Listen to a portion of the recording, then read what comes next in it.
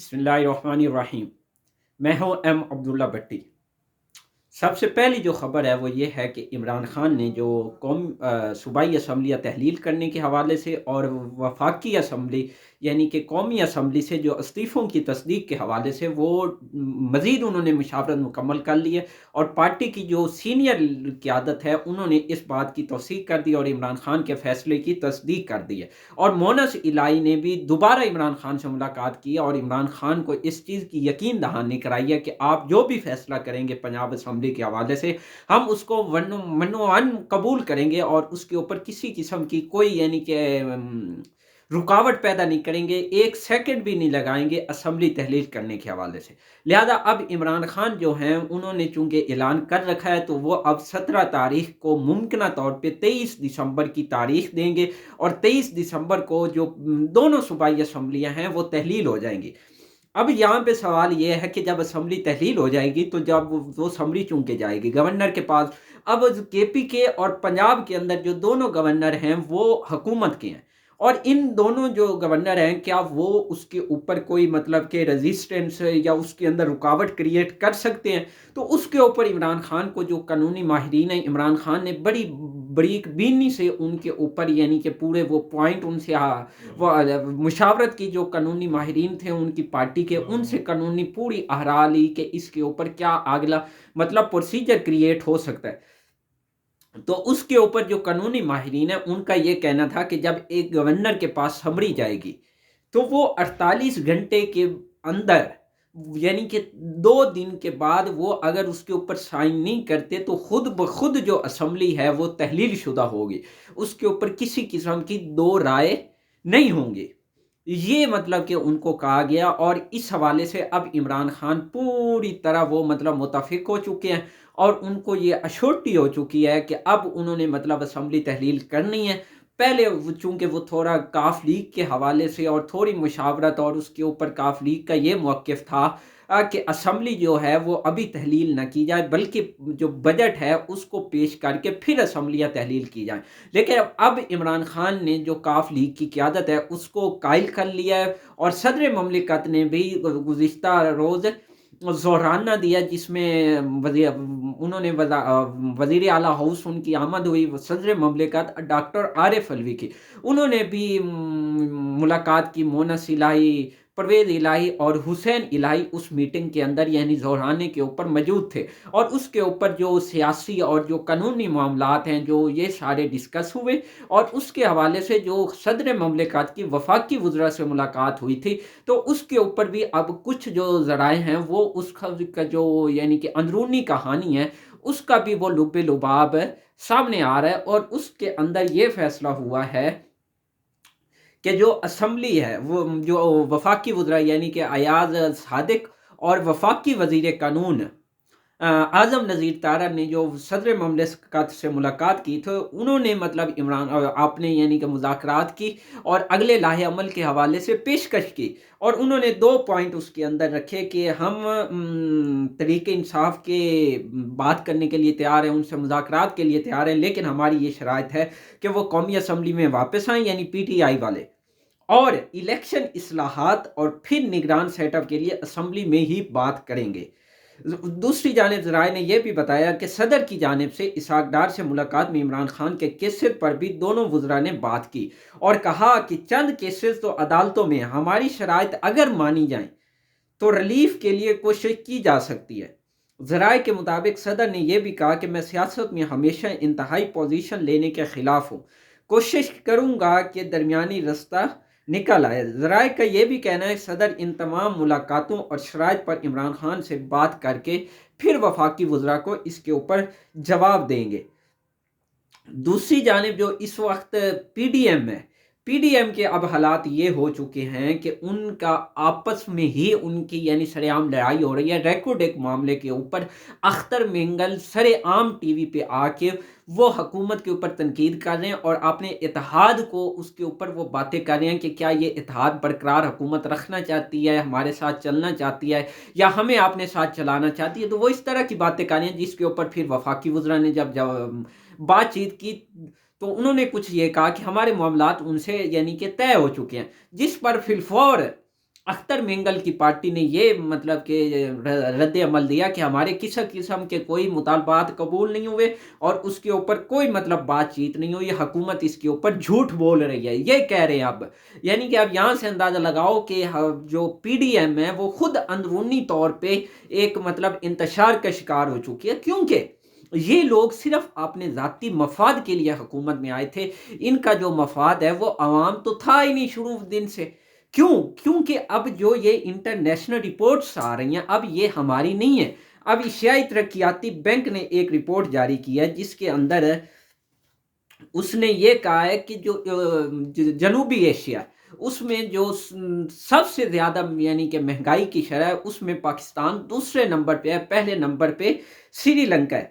سری لنکا میں اس وقت جو مہنگائی کی شرح ہے وہ تقریباً 70.6% ہے، جبکہ پاکستان میں مہنگائی کے بڑھنے کی جو شرح ہے وہ 26.6% ہے، جبکہ بنگلہ دیش میں مہنگائی کی جو شرح ہے وہ 8.9% اور بھارت میں مہنگائی کے بڑھنے کی جو شرح ہے وہ 6.8% ہے۔ یہاں سے اندازہ لگاؤ کہ بنگلہ دیش جو ہمارا یعنی کہ ایک حصہ تھا وہ ہم سے آگے ہے، بھارت ہم سے آگے ہے، اور ہم لوگ اگر آج ان سے پیچھے ہیں تو اس کی کیا وجہ ہے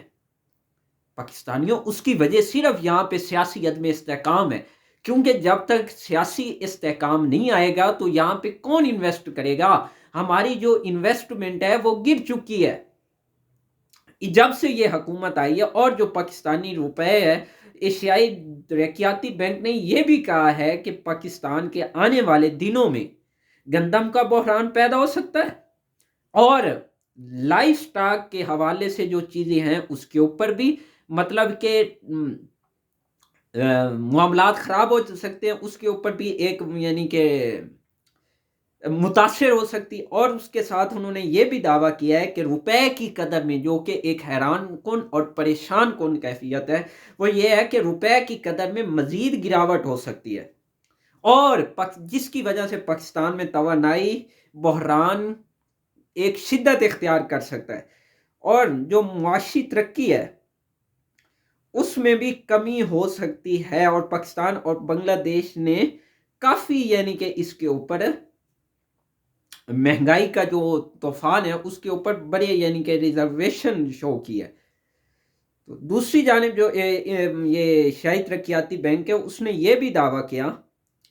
کہ جو سیلاب کی وجہ سے جو نقصان ہے وہ پاکستان کو بہت زیادہ پہنچا ہے، اور اس وقت جو جنوبی ایشیا کے اندر یعنی کہ مہنگائی کی شرح وہ جی ڈی پی کی جو شرح ہے یعنی ترقی کی جو شرح ہے وہ 6.8 یعنی تقریباً 7% نہیں ہونے کا خدشہ، اب اس کو انہوں نے کم کیا، وہ تقریباً 6.25% کے راؤنڈ اباؤٹ یعنی کہ جو ترقیاتی یعنی کہ ریشو ہے وہ جنوبی ایشیا کی انہوں نے یہ پوری بتائی ہے، نہ صرف پاکستان کی، وہ انہوں نے کہا ہے تقریباً 6.25% ہو گئی۔ تو یہاں سے اندازہ لگاؤ کہ اس وقت عالمی ادارے پاکستانی معیشت کے حوالے سے کیا اپنی مطلب کہ انڈیکیشن شو کر رہے ہیں، اور اس کے بعد جو ملک کے اندرونی حالات ہیں وہ کیا ہیں، آپ کی انڈسٹریز کے کیا حالات ہیں، معاشی حالات کیا ہیں۔ لیکن ہم، اور یہ کیوں ہے اگر آج ملک کے اندر بے روزگاری، اس وقت حکومت کے پاس تنخواہیں دینے تک کے پیسے نہیں ہیں، خبریں ایسی آ رہی ہیں کہ اگلے یعنی کہ چند جو ماہ ہیں اس کے اندر وہ کسی یعنی جو جنوری کا منتھ ہے اس کے اندر ہو سکتا ہے کہ جو سرکاری ملازمین ہیں ان کو تنخواہیں بر وقت ٹائم پہ نہ مل سکے، اس قسم کی باتیں ہو رہی ہیں، جبکہ ان کے معاملات کیا ہے؟ آج بھی اگر دیکھو تو جو پریس ٹاکس ہوتی ہیں ان کی تو وہ صرف عمران خان کے گرد گھومتی ہیں، عمران خان کو کس طرح سے مطلب دیوار سے لگانا ہے، کس طرح سے اس کو مطلب کہ کرنا ہے۔ میں دیکھ رہا تھا مریم اورنگزیب، ویسے اس بیچاری کا میں کیا کہوں، اس بیچاری کی ڈیوٹی ہے، لیکن وہ کیا کہہ رہی تھی کہ عمران خان نے 6 ارب کا ڈاکہ مارا ہے، وہ صرف گھڑی چور نہیں ہے، وہ توشہ خانہ کا فلانا۔ بھائی آپ کیا کر رہے ہو؟ وہ فلانا ڈمکانا ہو گیا، ثبوت لے آؤ، آپ کی حکومت ہے، اس کو جیل میں ڈالو، لیکن ملک تو ٹھیک کرو،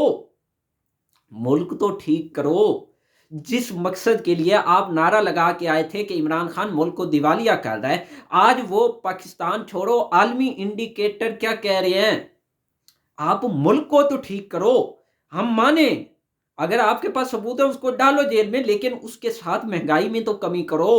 मुल्की मुआशी तरक्की तो करो, लेकिन आपने आते साथ क्या किया है? सिवाय आपने किस्त माफ़ करवाने के, खुद को NRO 2 देने के, इसके सिवा आपने क्या किया है? कोई एक मतलब पॉइंट बता दें जो आपने अवाम की फलाह व बहबूद के लिए खर्च किया हो।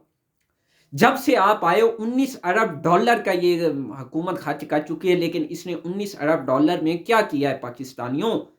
कोई ये एक मंसूबा बड़ा बता सकते हैं कि उस $19 अरब का इन्होंने क्या किया?